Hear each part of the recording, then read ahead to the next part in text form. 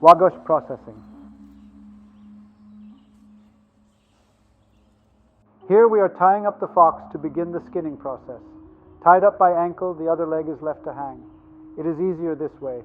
Waagosh means fox in Ojibway. As shown, she is using a cardboard box positioned below the Waagosh to collect any blood, flesh, or anything that may fall off during the skinning.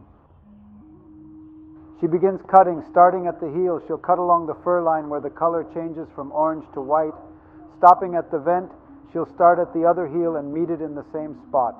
Cutting around the vent, she will then push with her fingers to loosen around the tail, cut a little notch, and afterwards use 2 sticks to pull the tail completely off the bone. Joined by her son, curious, it was very common for the children to help the adults prepare any animal that was brought home. Here he watches carefully the techniques his mother is using to cut the pelt from the rest of the body without piercing through.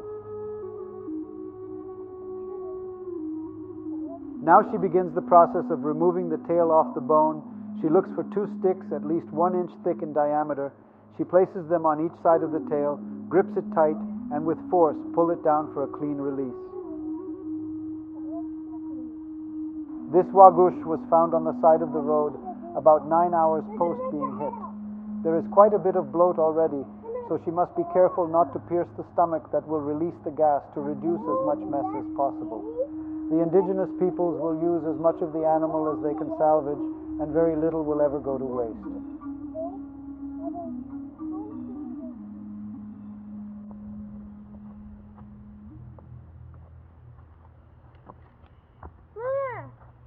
In this scene, she is cutting very close as the pelt around the face is much thinner.